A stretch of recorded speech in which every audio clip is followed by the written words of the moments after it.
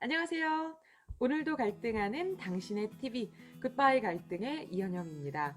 오늘의 영상은 타인을 걱정하는 방법이라는 주제로 이야기를 해볼까 합니다. 타인을 걱정하는 방법이 정해져 있지는 않겠지만 우리가 주변에 누군가에게 위로의 말을 좀 건네고 싶거나 아니면 조언을 해주고 싶은데 어떻게 해야 될지 모르겠다라고 생각되시는 분이 계신다면 이 영상을 꼭 함께 해주시기 바랍니다. 친구가 연애를 시작했는데 아무리 봐도 그 사람은 아닌 것 같아요. 뭔가 좀 연락도 자주 되지 않는 것 같고 친구를 자꾸 속썩이는 것 같단 말이죠. 그래서 이제 고민하다가 이렇게 한마디를 합니다. 길동아, 그 사람은 아닌 것 같다. 자, 이렇게 얘기했을 때 우리 친구의 반응은 어떨까요? 1번, 그렇지 않아. 네가 잘 몰라서 그래. 2번, 아 그래? 나도 잘 생각해 볼게. 3번, 네가 무슨 상관이니? 신경 꺼. 자, 이 셋 중에 우리의 친구는 어떤 반응을 보일까요? 내 걱정되는 마음이 상대방에게 잘 전달될 수 있다면 참 좋을 텐데 그렇지 않아서 속상했던 경험을 혹시 겪어보신 적 있으실까요?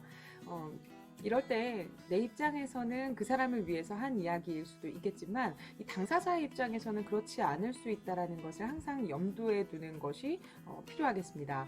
왜 우리도 그럴 때 있잖아요. 안 그래도 속상하고 힘든데 누군가가 자꾸 옆에서 조언하거나 참견하는 것 같이 느껴지면 귀찮기도 하고 싫기도 하고요.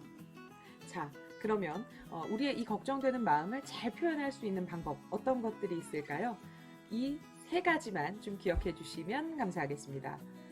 타이밍, 1대1, 미래형 이렇게 세 가지예요. 첫 번째는 타이밍입니다. 같은 말이라도 언제 어떻게 하느냐에 따라서 이 말에 대한 결과가 굉장히 많이 달라지기도 하는데요. 친구가 애인과 헤어지고 온 바로 그 순간, 시험에 불합격 통보를 받은 바로 그 순간, 부장님께 보고를 들어갔다가 와장창 깨지고 돌아온 그러한 순간들 있죠.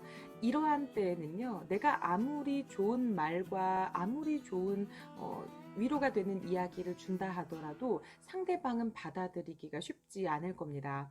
이미 상대방은 이 부정적인 감정으로 가득 차 있는 이 빵빵한 풍선과도 같은 상태란 말이죠. 근데 여기에 우리가 아무리 좋은 산소를 불어넣어 봤자 이 풍선은 더 이상 받아들이지 못하고 빵 하고 터져버리게 됩니다. 조금은 상대방의 감정이 좀 진정되어 있는 그때, 그리고 이제는 이거 말고 다른 쪽에도 조금 신경을 쓸 수 있는 여력이 생긴 그때, 그리고 가장 좋은 타이밍은요, 상대방이 요청하고 원할 때. 근데 이 타이밍을 잡는다는 게 사실 너무 어려워요. 그래서 우리가 할 수 있는 것은 최적의 타이밍을 잡는 것은 어렵더라도 적어도 최악의 타이밍은 좀 피하자라는 거죠. 두 번째는 1대1입니다. 대화의 내용이 민감하거나 불편한 얘기일수록 더욱 그렇고요. 특히 어떤 사람에 대한 이야기를 이 사람이 없는, 당사자가 없는 곳에서 제3자에게 이야기를 하게 되면 나의 걱정과 조언은 한순간에 뒷담화가 되게 되죠. 그래서 항상 당사자가 있는 곳에서 표현을 해주시는 것이 중요할 것 같고요. 왜 우리 친구들하고 이렇게 모여 있을 때 여러 명의 친구들이 한 명의 친구의 연애 조언을 해주게 되는 경우들이 있죠. 또 가족들이 가족 모임이나 명절 때 다 같이 앉아서 우리 조카의 취업이나 결혼 문제에 대해서 덕담을 주게 되는 경우가 있습니다. 다 좋은 말씀들을 주시는 거겠지만 사실 듣는 입장에서는 편치 않을 수 있거든요. 그런 상황에서 내가 수적으로도 열세라고 느껴지면 이런 표현이 좋지 않을 수도 있겠지만 쪽수가 부족한 상황에서 이야기를 듣게 되면 더욱더 위기의 마음을 느끼게 되거나 좀 공격을 받는 듯한 느낌을 받게 됩니다. 또 이럴 때도 있어요. 말하는 사람은 한 명인데 듣는 사람이 여러 명인 경우들 있죠. 공개적인 자리에서 한 명의 행동을 지적하게 되는 경우, 부서 회의를 하는데 전체 부서 회의에서 한 직원이 쓴 보고서에 대한 피드백을 주고받는 자리입니다. 자, 이럴 때 이 직원의 입장에선 굉장히 긴장될 수도 있겠고요. 또 방어적으로 태도를 취하게 되는 경우가 있을 수 있겠죠. 그래서 불편한 이야기, 민감한 이야기일수록 소수의 인원이, 가장 좋은 것은 1대1로 대화를 하는 것이 필요하겠습니다. 세 번째는 미래형입니다. 과거에 했던 말과 행동을 그대로 가지고 와서 이렇게 증명해내는 사람들이 있어요. 그거 네가 된다고 했었는데 헤어진다고 하더니 아직도 그러고 있니? 아, 이번 계약은 분명히 잘 된다고 하더니 라고 하면서 말이죠. 과거의 이야기들 가지고 와서 현재의 증거로 나열을 해봤자 이것은 타인에 대해서 어떤 조언을 할 때 절대 큰 힘을 발휘하지 못합니다. 오히려 그 사람의 그 대화에 대한 의지를 꺾게 되는 거죠.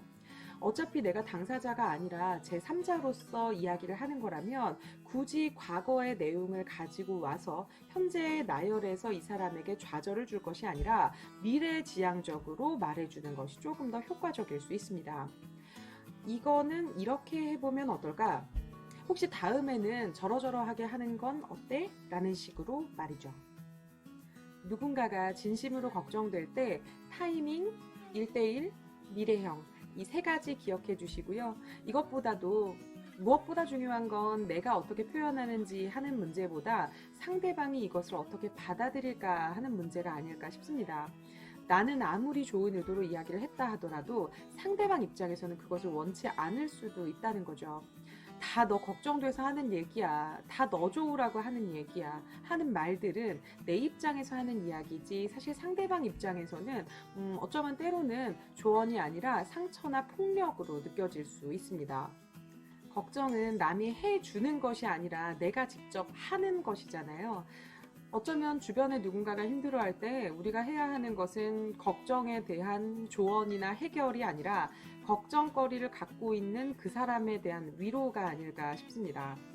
걱정도 어려움도 많은 이 시기를 누구보다 잘 이겨내고 있는 우리 모두를 응원하면서 저는 지금까지 오늘도 갈등하는 당신의 TV 굿바이 갈등의 이현영이었습니다. 감사합니다.